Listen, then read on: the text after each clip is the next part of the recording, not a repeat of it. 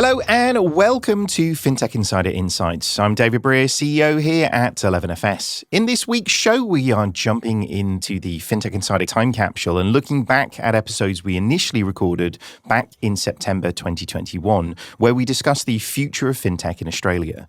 In the last couple of weeks, we've seen Australian banks come together for the scam-safe accord. We've heard about Wave and Gravy teaming up to bring pay-by-bank solutions to Australian merchants. Not to mention, earlier this year, we've seen the overhaul to online gambling in the region, as well as Revolut's expansion into the APAC area. It's safe to say that fintech is more important in Australia now than it ever was. So how right were we back in 2021? Has the industry moved in a way that we expected? Let's find out.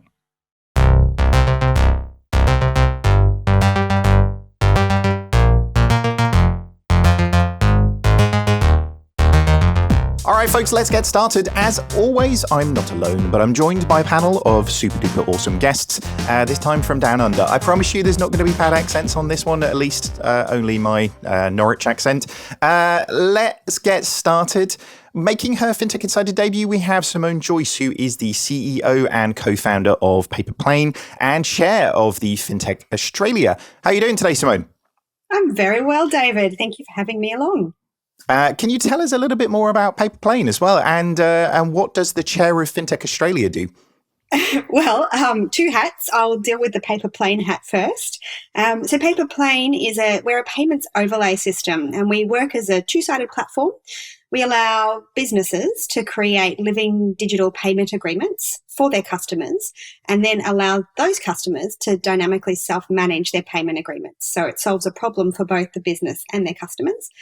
Our clients are predominantly banks who plug their payment rails into our platform to allow their SME customers and their consumer customers to access and use the system either via a white label agreement or directly within their bank accounts. So we're an ecosystem overlay catering for all stakeholders in the payments journey. So that's one hat.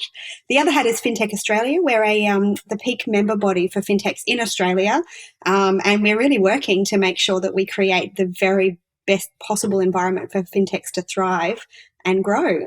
So that as chair, I get to work alongside our amazing CEO and the team at Fintech Australia and help to achieve our missions for all our members. Very cool. Very, very relevant to today as well. It's good to see Paypa doing so well, and look forward to learning more and more about the ecosystem as we get through. Also making his Fintech Insider debut, we're joined by Matt Baxby, who is the country CEO of a tiny little fintech nobody's ever heard of, Revolut. Welcome to the show, Matt. How are you doing? Yeah, it's fantastic to be here. Tell us a little bit about your role in Revolut, because you guys are on a sort of a road to world domination in many different geographies, but the Australian market looks like a really interesting one. How have you guys found market entry?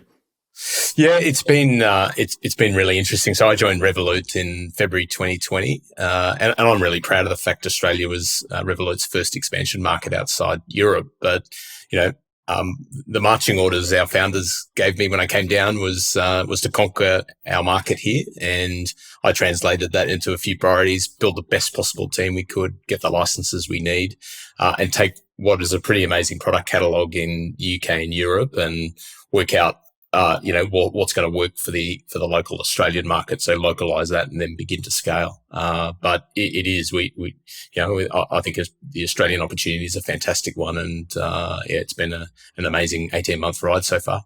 Very good. We'll talk a little bit more about that when we get into it as well. But thank you very much for coming on the show. And finally, making a very welcome return to Fintech Insider, we're joined by Dexter Cousins, founder of Tier 1 People and host of Fintech Chatter podcast. Dexter, how are you doing? So good to be back, David. It's great to have you on. It's been too long. I see you on Twitter and LinkedIn all the time, but I don't hear your voice enough. Maybe that's why I should be listening to the podcast even more then, just to catch up on your tone. So, well, look, that's a really good point, because you're actually my son's favorite podcast guest ever because of your, as he put it, soothing voice. How great is that?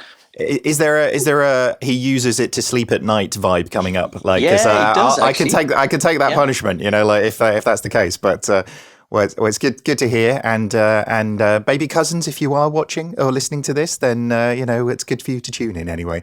All right, we better get on with this anyway. Thank you for everybody being on board. Maybe if we start a little bit by looking at the Australian market as a whole, because it's a pretty big geography, and actually all of the geographies are pretty well spread out in terms of the different impacts. But Matt, maybe if you start us off with this one, if you could describe the Australian fintech market in a few words, what would the words that you'd be? Well, it's a challenge to put them into a few words, but I think it's an amazing market, a growing market with so much potential. And I'd almost describe it as the perfect storm, that real confluence of, consumers hungry for change, a really supportive ecosystem, and a thriving fintech scene in the local market. I think it's one of the best. Yeah. Simone, what do you think? If you could describe the fintech scene in Australia in a few words, what would they be? In a few words, I would say bubbly, expanding, and maturing. I would also say that we've started using a lot now, instead of market or space, we've started using the word industry because we really have grown significantly, particularly over the last 24 months. COVID obviously triggered a lot of growth, but we've seen companies going through their full life cycle now in Australia from, a really nice, solid, wide base of new entrants, growing up through that early growth phase into scale up. And we're starting to see some really exciting global exits and, some of those higher investment rounds that we normally hear about from markets like the UK and the US. We're starting to see some of that happening in Australia, and there's a lot of growth levers, a lot of tailwinds that are really going to drive the industry forward over the next couple of years too. Yeah, I agree. Well, we'll definitely come back to some of that in a second. But Dexter, what do you think? What words would you use? Fulfilling its potential. I think it's I've been on the journey since 2016, and I was a fan of Fintech Insider from early days, and would listen with envy as to what was happening in the UK, but knew that it was possible here in Australia. And it's fantastic to see that, I would say we're probably now where the UK was in 2019. It really has come along very, very quickly. And as Simone said, we've gone from this kind of group and community and having award ceremonies where we were patting each other on the back for having a try, to now it's significant businesses like Afterpay, Airwallex, Zip, who are really having an impact in creating these categories that now are creating industries in themselves. It's interesting, isn't it? I mean, Matt, when you talk about that sort of confluence of forces, those different things, I mean, what do you think has sort of led to that? I mean, definitely I know from a UK perspective, we've seen it's not just one thing, right? As you say, it's 6 or 7 things that have to come together to create a scene, as it were. Inverted commas, never good on a podcast, but everybody imagined that I did inverted commas then. But it create a scene that actually creates really good sound grounds for these things. So what were the pieces that came together, do you think, in Australia? Yeah, I think it's demand side and it's supply side. So I think on the demand side amongst consumers, I think in a lot of ways a spotlight was shone on incumbent banks and, the way they went about, offering services to their customers. And, the reality is consumers don't measure their financial services provider by others in the industry. It's a much wider aperture than that. They will look to the experience that's offered by technology companies. And so a lot of ways, I think there was this sort of catalyst of being much more open to alternatives. And at the same time, on the supply side, I think, as both Dexter and Simone mentioned, this sort of thriving ecosystem of pretty amazing businesses being built locally and being taken to the global stage. Some great talent being available in the local market, and our policymakers and regulators probably appreciating and maybe taking some of the cues from what they've seen in the UK, that real benefits can be driven both to consumers in terms of offering more choice, but also the economic benefits of promulgating a new industry like we've seen with fintech. So I think, as I said, it's the confluence of those things, but it really does need both the demand side, that changing consumer, at the same side as all of the conditions for the supply side, the fintechs being there to offer those services in a different way, being made available as well. It's very true. If you could easily have brilliant products in the market, but if the customers didn't care, then the world wouldn't change. But I think there's something in that, Dexter, as well, isn't there? On the what Matt was saying there about the sort of changing force from a regulatory perspective. Actually, the market post 2008 very much sort of went to protect and control. But actually, we've seen over the last, I'd say, 5 to 7 years, a real changing on the regulatory approach to create competition within the marketplace. And ultimately, it's interesting when you stand back from all of these things and look at what the power that the regulators or central bodies really have. They are moving the chess pieces around the board and creating that ecosystem that you play with. So how much do you think of this is a little bit of a thawing of the regulatory approach within the Australian market that's creating a competitive landscape? I definitely think that's got something to do with it. I remember 2018, and I was at an awards ceremony presenting an award, and I was stood at the time. It was our treasurer who 2 weeks later became Australia's Prime Minister, Scott Morrison. And he gave an impassioned speech around open banking and how he was pushing for it and how this would change the industry. So I think what we've seen in this last couple of years is more than just regulatory pressures. We've got some fantastic people in government, Senator Hume, Senator Bragg, who are really, really pushing the fintech agenda. And that's starting to really kind of flow through. And, we're seeing confidence from investors coming through now, as Matt and Simone have said. The ticket prices that we're seeing, even seed rounds now, we're talking $10 million, whereas 2 years ago it was $1 million, $2 million. So I think that's had, the kind of political pressure, the regulatory pressure, and then as Matt said, the other force, which is the consumer pressure, has really created this perfect storm.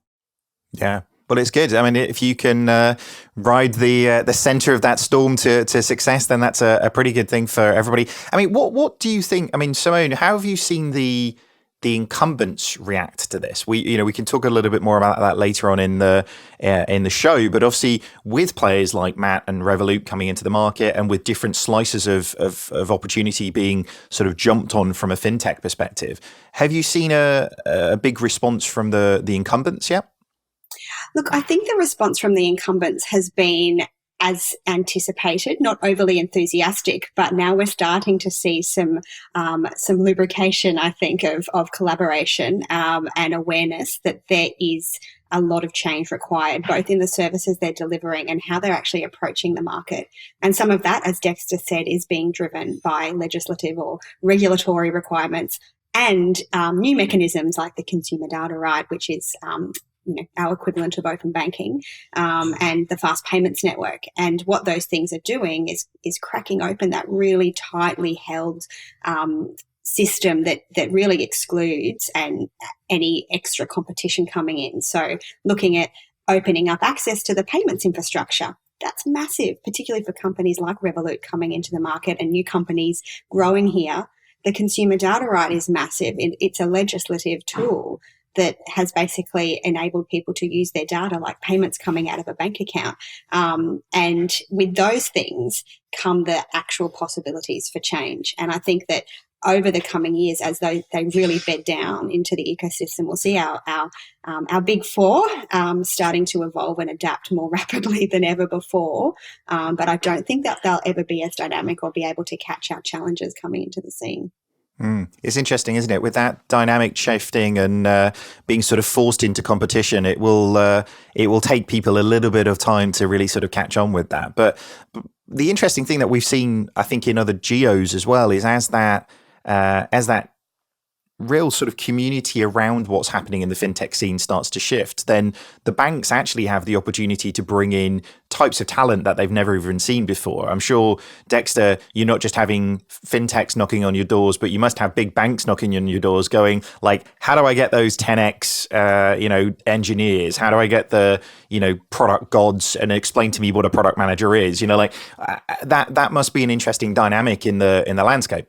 It is, David, but I'll share with you a chat I had with one of the big four banks where we had about 6 months of discussions. And at the end, I had to share with them that actually they're the company that I go to headhunt some of the best engineering talent. And I think the kind of ironic thing is that they keep looking at fintech businesses with envious eyes, and they've got these great talent, and teams internally that they're just not harnessing. So I think it's for me, what we're seeing is fintech. Yeah, it's a great breeding ground, but the reality is, if you don't give talent the opportunity to flourish and realize and recognize their potential, they're just wasted. It's a bit like signing Messi and putting him on the bench. Absolutely.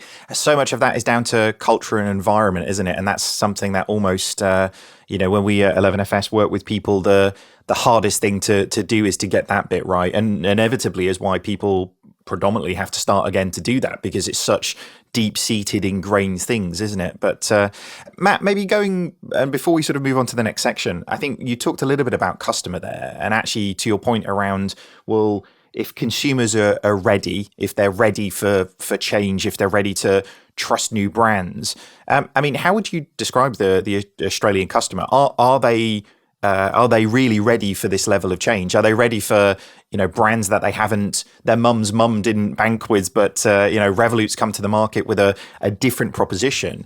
Are your acquisition numbers showing that people are really primed for this change? Absolutely, I think. And I think it's due to a combination of things. You think about the last 18 months we've had with COVID, and on one hand, for Revolut, with a heritage in foreign exchange and a pretty strong use case around travel, COVID could have been a real overhang for us in terms of that use case not being as obvious.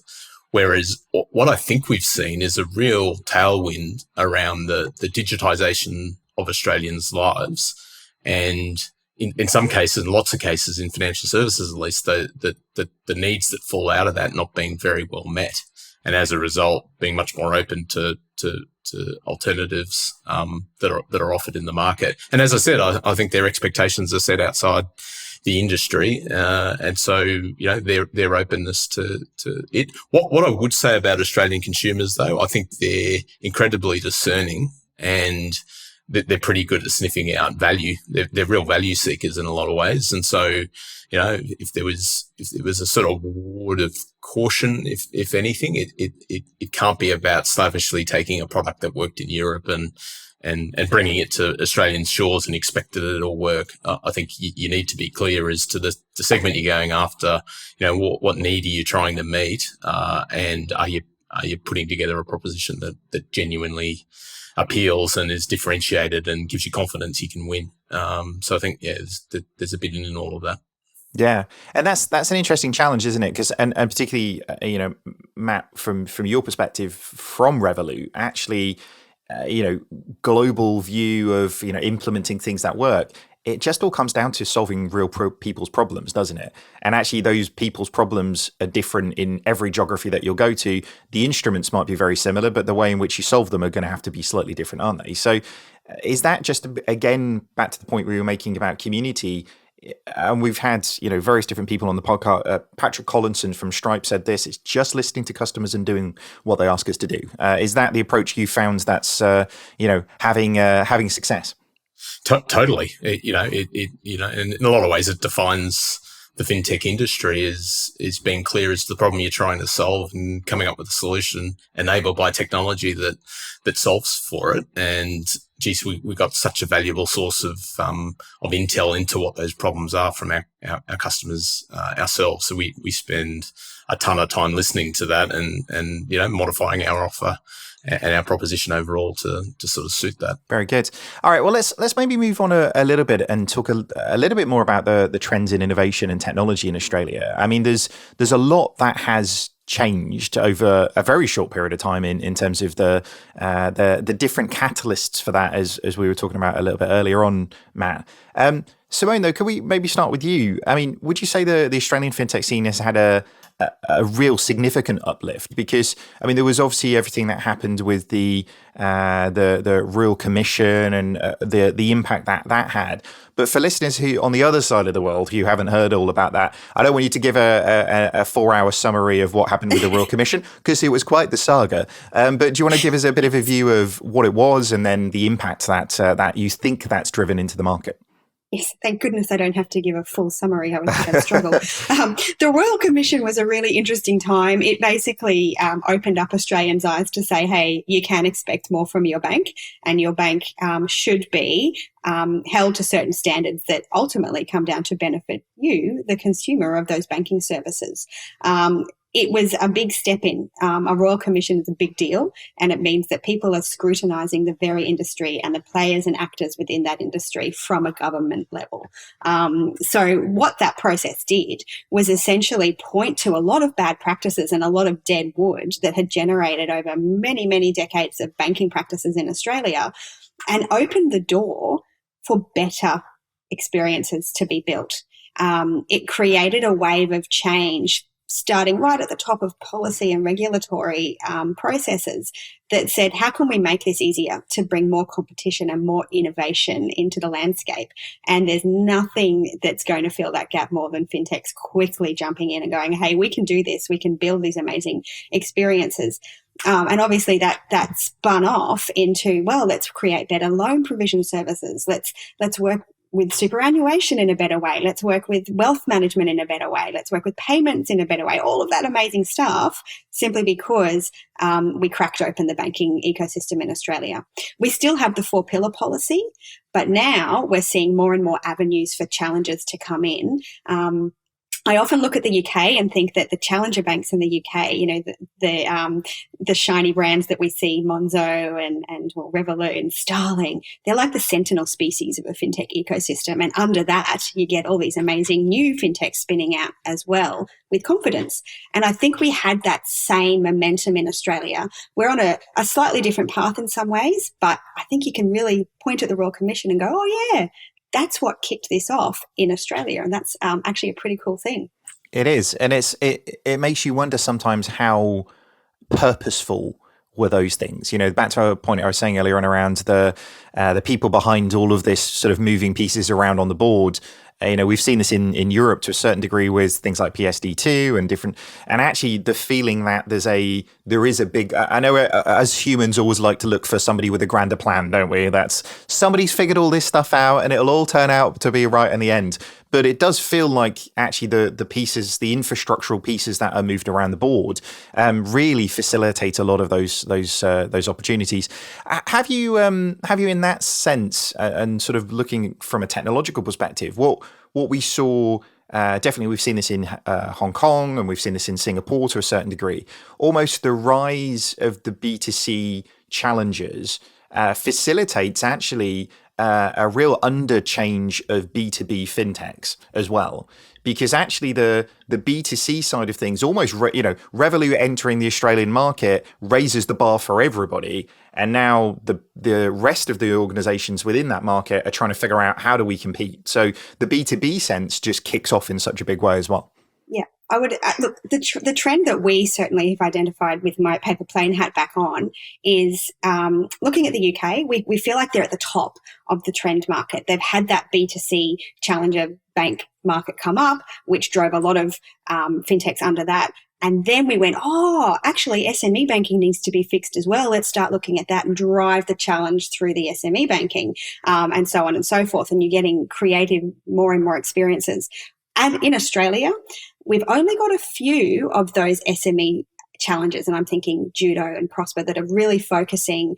Prosper's not a bank, but they're focusing on the loan aspect. And I think that now the next part of that for us is what else can we build into that SME banking experience, simply because we've come through the challenger part of the consumer banking experience. That was a mouthful. Then the US is obviously, I think that they're similar to us. They've had their B2C challenger banks. You've got your Chimes, which is, I know we can't say is a bank, but Chime is there. we're only seeing a few on the SME landscape as well. So I think in Australia, we're at the very beginning of what is going to be a very cool few years for whether you're an SME or whether you're a consumer. Things are about to get better for you, my friend, because fintechs are actually driving forward every day. Very good. I mean, Dexter, you must have seen all of this coming from a while off, right? Because when you're hiring the people to then change in the market, then you almost see the trends before the trends are really public, right? So, I mean, are you sort of picking up on themes to that degree in terms of where people are really trying to be innovative in the market? Yeah, look, CDR, open banking, I think what we're seeing in buy now, pay later, it's probably the precursor to this, is really the credit model being completely disrupted. And so CDR, we're working with some stealth mode fintechs who are really looking at areas like home lending and thinking, how do we completely change this? How do we take this from a scenario where somebody has multiple choices of home loans to something that is perfectly tailored to their credit history, their background, their ability to repay. They're kind of taking all of this data that's now accessible and using that to completely shift these credit risk models that are 40, 50 years old based on somebody having a job and a career for 20 odd years, when we know that if you last 12 to 18 months somewhere, that's a really long stint. So that's the thing that we're really seeing. We can talk about themes like DeFi and NFTs and all the stuff and the sizzle that's getting the press, but where we're seeing the institutional dollars going is really into these areas of, that are huge markets in themselves. I mean, Simone mentioned superannuation. It's 3.1 trillion Aussie dollars big, that market. And there's hardly been anybody come in to disrupt that. We've seen maybe 2 or 3 startups with not very much funding behind them have a stab, and nobody's really gone after that. So I think these are the areas that we're going to see some real disruption. And look, DeFi, NFTs, crypto, it's going to be sizzle, but we're not quite there yet. I think CDR is really going to be the thing where we're going to see the big disruption happening. Interesting. I mean, Matt, you guys have obviously started. I mean, Revolut is always based around, in any geography you guys are going to is based around regular engagement with the customer. Have you seen, in the way that Simone and Dexter are describing, are you seeing that trend similar? And actually, where are you sort of seeing the opportunities going forwards? Because again, with a unique market, with a unique set of customers, there must be a hell of a lot of opportunity being left sort of in between the pillars, as Simone was describing, for players like yourself. Yeah, again, absolutely. And Simone and Dexter both talked about some of the regulatory seeds that have been planted that we think are going to grow into something much larger. So whether that's open banking. A few years ago, the process for applying for a bank license was synthesized, and a restricted ADI regime was introduced. Again, took some cues from the UK as an example. Access to different sort of payment infrastructure that had previously only been the purview of the major banks. So they're all the opportunities that are being created by policy change. As well. But I think even apart from that, there's just large portions of the Aussie market that remain underserved. And Simone called out SMB, or small businesses, and that's absolutely the case. We see real opportunity there. But then also right back to Revolut's heritage, you look at something like the foreign exchange market. A report was done by the ACCC a few years ago, which recognised that Australia is one of the most expensive places in the world, Western world, of any developed country for sending and exchanging currency. And that's just prime. That's a prime target for a firm like Revolut to bring some of the capability we've built overseas to the Aussie market. And I think the final point is, again, the contrast with the incumbent banks, because I spent a bit of a time in an incumbent bank. It's almost hate admitting that now. But the mindset around, as you say, engagement with the app, in some ways, incumbent banks' business models are built on apathy, on customers not regularly engaging, and as a result becoming rusted on, and as a result being able to charge higher fees and higher margins. Whereas, firms like Revolut and many of the other fintechs in the Aussie market have sort of tipped that on its head, and it's about, again, actually delivering value up and creating an experience that is engaging and giving insights as to how you're spending your money. It's actually, in some ways redefining what trust is about as well. So, I think that the opportunities come from all of those things, the kind of regulatory seeds, the way the incumbent banks kind of treated customers in the past, and just unserved elements of the market. Yeah, I completely agree with that. I think when a market is based on sort of inertia and apathy, then that's not going to end particularly well, is it? So particularly when you start getting new competition coming into the space, and it's interesting, isn't it? We sort of say this to a lot of people. The market is really defined by products right now, not by services. And every fintech coming into the market is delivering a service that people want to engage with. And I think at the point where it is reasonably ironic, isn't it, that we all work in financial services, but when financial services really becomes about services, then it's game over people who are just dealing with financial instruments. So let's continue by looking a little bit more about some of the challenges and opportunities in the Australian market. I mean, largely to do with the distance away from other geographies. That's, I guess, sometimes a gift and potentially sometimes a curse as well. Sydney has recently been announced as Australia's fintech hub. Would you say that distance between Sydney and regions such as Europe or the United States is a challenge for growing in the fintech scene? I mean, clearly, Matt, it hasn't stopped you guys kind of landing in the market. So, I mean, what was attractive about the Australian market for you guys to head there first, as you say?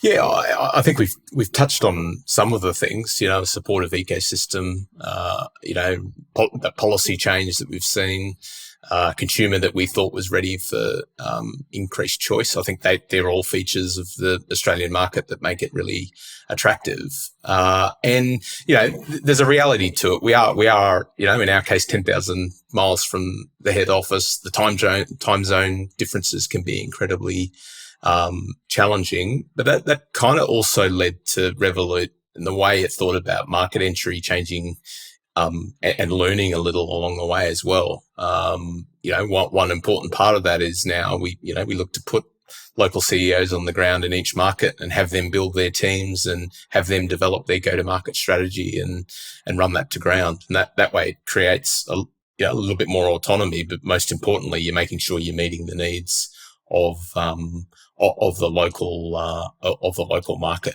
But I think part of the reason I think Australia has been an attractive market for global entities to come in, not just in fintech, but generally, is that point I made earlier about consumers being pretty discerning. And as a result, Australia can be a great test bed to look at testing scalability or different propositions. That applies across lots of different industries, and as a result could then be a great launch pad into other global markets. So certainly how Revolut thought about it is it used Australia as a test bed outside of Europe. Yeah, it is a fascinating one, isn't it? Very far on the other, and I think Nikolai doesn't sleep at this stage, Matt, right? So I'm sure he's always available for something at some point. But that's good to know as well. Simone, I guess in terms of the impact from a big company perspective, have we really started to see the big four respond yet? I know we touched on this a little bit earlier on, but is there enough change in the market to sort of show that the challengers are actually challenging the incumbents at this stage rather than just for a presence in the wallet? Because, as you said, there's almost a little bit of a rites of passage here of fintech deniers through those organizations to a certain degree. I feel like that would be a great T-shirt or a sticker slogan at some point. But has the response really sort of kicked in yet? I think it has, and I think that it's kicked in a way that everyone's being a little bit quiet about. But if you have a look at actually what's happening, of course it has. You've got CBA investing in Klarna and then spinning off their own BNPL with MasterCard called StepPay. Their investment arm, X15, is making multiple investments in fintechs locally. You've got the other banks, their investment arms have made a lot of investments as well. ANZI, Reinventure via Westpac. So they're starting to invest. But then we're also starting to see emulation and acquisition. So obviously 86400 was acquired by National Australia Bank, or NAB. We've had Bendigo Bank recently acquire UpBank. We've had 10X being invested in by Westpac and then licensed over to Afterpay to offer them banking services. So yes, I think that the impact is starting to be felt. How they will react over pressures of, so the way that banks are thinking about consumer data, right, and one of the NPP, or our fast payment systems mechanisms at the moment, is fulfilling a compliance piece. They're spending money on it because they have to, and they've been told to, but it won't take them very long, I think, to take that mentality away from, oh, this is a compliance thing we have to do, to actually, if we invest this little bit more, we can commercialize this and this can become a new product stream for us. And I think that will be the switch that really we start seeing a lot of challenging back at the challengers. At the same time, those very things will enable challengers to actually create bigger and better services back at them. So it's going to be a good tennis match, I think, to sit back and watch and actually be involved in as a player. Definitely, yeah. The that split between who sort of owns the customer experience at the top end and the sort of commoditized back end piece is something that's happening and sort of playing out differently in every geography at this stage. So it's going to be fascinating to see. I mean, Dexter, they sort of always say the talent goes where the interesting things are to fix, right? Have you seen a bit of an influx, not just from obviously Australian market, people wanting to get involved, but definitely we've seen within the Singaporean and Hong Kong, when the regulatory climate changed, we're seeing people from Europe moving to wholesale to these places to go and do amazing things. Obviously, you moved to the Australian market and never came back, so seems like quite an attractive place to go and work. It is. It's awesome. And look, the thing that I'm really excited about right now, I think if you look at every market in the world has a skill shortage, right? We're all every fintech is at the leading edge of technology. And so we're never going to overcome that. But I think what Australia has lacked hasn't necessarily been talent, but just context. We've not had Until Zip and Afterpay, people who've scaled businesses like you would get in London or Silicon Valley. What we're seeing now are, we just placed somebody who launched mortgages for SoFi in the US, who's an Aussie who's come back, and we've now just placed at one of the kind of original mortgage fintech businesses here in Oz. So, we're super excited about this kind of talent who's now coming back to these shores. I mean, Matt, you spent time Virgin Money in the UK and came back and launched Virgin Money back in the day, 2010 here in Oz. And so what we're seeing is great talent coming back. Obviously, with COVID, we've had a lot of people get in touch wanting to come out, but I think it's a bit difficult with the travel restrictions. I think the frustration we're seeing, David, is just not everybody's grasped remote yet. But my kind of sense on building teams and building businesses is I think it's really difficult to do fully remote. You're going to have to get a core group of people together, at least at some point, to kind of get things happening and get the band in the studio to jam together. Yeah, completely agree with that. And I think on the point you were making a little bit earlier on, Matt, I mean, how much is it, and looking at this not just from an Australian market perspective, but I mean, I think there's a petition inside 11FS for me to put an office over in Australia, and it's getting pretty strong. So in terms of advice to companies outside of Australia to move to Australia, your point earlier on around having people with local knowledge, local context seems like, I mean, it sounds obvious when you say it out loud, but it seems like the key to really being able to get to grips with what it's like being on the ground, right? Totally. I think, it's one of the key ingredients to success, in my view, is in conquering a market is deeply understanding it, deeply understanding the consumer nuances, having a good network to be able to leverage across other fintechs or even incumbent banks. I think credibility with regulators is really important because, we find them fairly, very open to deal with, but at the end of the day, they want to know that the local person is the one that they're going to be able to hold to be able to hold accountable, and that they kind of got a throat to choke when they when they need it. So I think all of those ingredients come together. I think some of the tailwinds Australia's got going for it is a fantastic place to live. It's every second day I'm pinged by an engineer somewhere in Revolut saying, when can I move down? And we're just going to get these damn borders open down here to get them in. But it is a desirable place to work. I think your point about people go looking for problems to solve, and we're some really interesting places to work.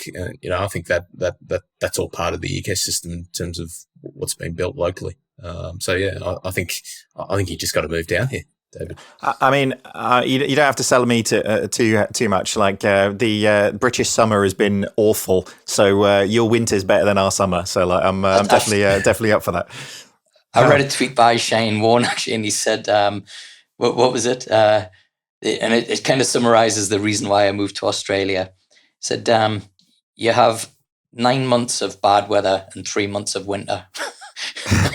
pretty much, yeah. And and the purchase of new garden furniture was very ambitious on my part. Let's put it that way. But anyway, so going forwards, I guess there's all of these different things. We're all of us have really sort of pointed to a kind of a complex and chaotic marketplace. We've got investment coming in bigger than ever. We've got companies landing, Revolut coming to Australia and establishing itself and establishing the presence.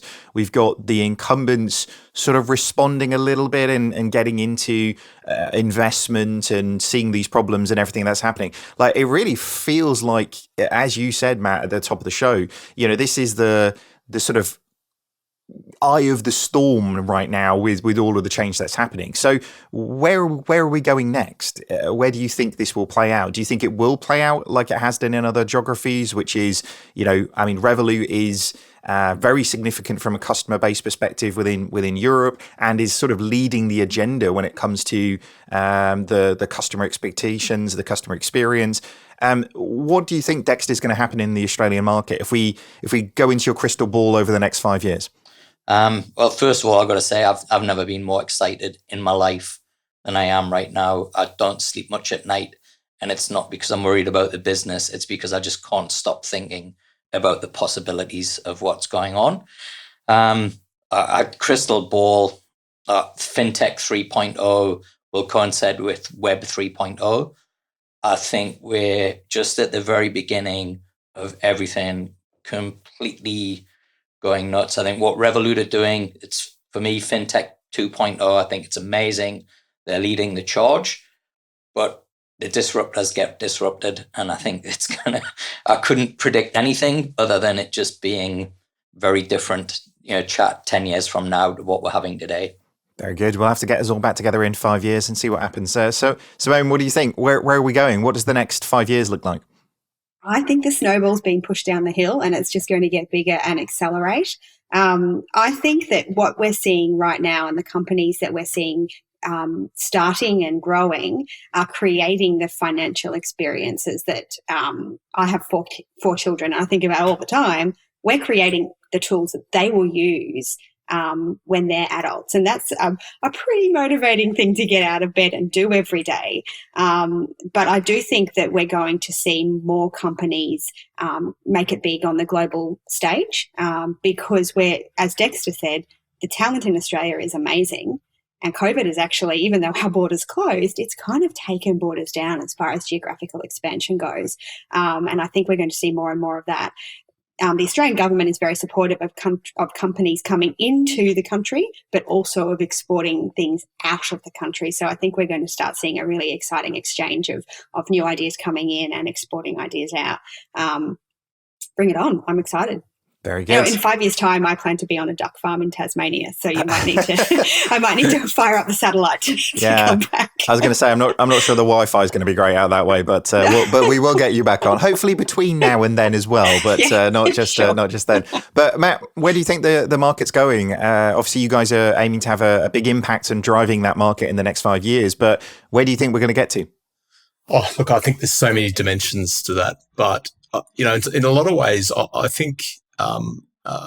the likes of Afterpay and what they did in redefining the way experiences are offered, I think that's a little window into the future, because I think now, frictionless experiences like that, where finance is just embedded in people's daily lives, where they're not actually thinking about, I'm going to open my app and do some banking. It's much more ingrained than that. And so I think the insight into the future is this thought around a super app and a place to manage your entire financial life in one place rather than single use apps.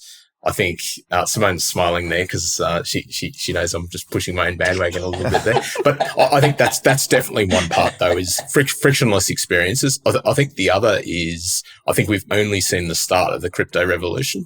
And the use cases beyond just holding that as either a store of value or a speculative investment, that being a frictionless way that disintermediates banks and other providers. I think that could be in a podcast on its own around the way the Australian market might shape up. But I agree with both Dexter and Simone. It's an incredibly interesting time to be in, and in a lot of ways, it's fintech is the perfect vehicle to meet that changing consumer needs. So that's what I'm so excited about.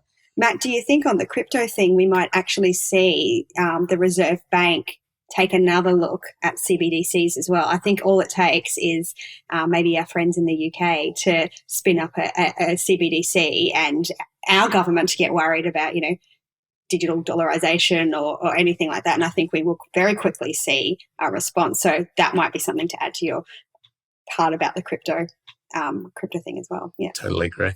It's going to be fascinating, isn't it? I think the Bank of England are definitely cooking something up. But if you look at what MAS are doing over in Singapore, there's lots of things happening, isn't there? So global pressures on other markets to continue to be innovative is super duper interesting. I mean, one thing's definitely for sure, while I'm probably scared of coming over there as a person and being killed by a snake or a spider or a shark or something, then it's a very startup-friendly ecosystem, even if it's not necessarily a people-friendly one. Do you know what? One story when we came over to Brisbane, I think it was about 18 months ago, I asked what those big birds were. Turned out they were giant bats, like giant fruit bats. It felt like a quote out of Indiana Jones at the time, but it was amazing. But as an ecosystem, if I'm honest with you, I've never come across one that's more friendly, but more really self-contained as well, in terms of, to your point, Dexter, earlier on, having all of the pieces that within the ecosystem. It's about moving them around to create the thing that's needed now. And it feels like over the last, as you guys have all described, it feels like over the last couple of years, all of those pieces have really clicked into place now to make really significant change happening. So on that note, we will definitely be coming back and revisiting this, and we'll definitely be getting you guys back on to talk a little bit more about that. But we've run out of time, unfortunately, so we better wrap up the show. Thank you so much for joining me. Where can people learn a little bit more about what you guys are up to? Simone? You can find me on LinkedIn, Simone Joyce, or you can hit up our website. It's Paypa Plane, Paypa Plane. Very good. Matt, where can people learn a little bit more about what you guys are up to at Revolut? Yeah, Revolut.com, or download the Revolut app from the Apple App Store or Google Play. Very good. Dexter, how about you? Where can people learn more, and where can people find your podcast as well? Yeah, so you can follow me, Dexter Cousins, on LinkedIn and Twitter, and you can find the podcast on your favorite player, Fintech Chatter. Very good. As for me, do you know what? First person to drop me an email and we'll arrange half an hour to hang out. Just like drop me david@11fs.com. We'll arrange half an hour. We'll get together. We can talk about whatever you want to at that point. Anyway, thank you for listening. If you like what you've heard, subscribe to this podcast and don't forget to leave us a review. Super duper helps other people to find the show. As always, if you want to join the conversation, find us over on social media. Search for 11FS or Fintech Insider. Or if you've got any other feedback, it's podcast@11fs.com. Thank you very much for listening, everybody. Goodbye.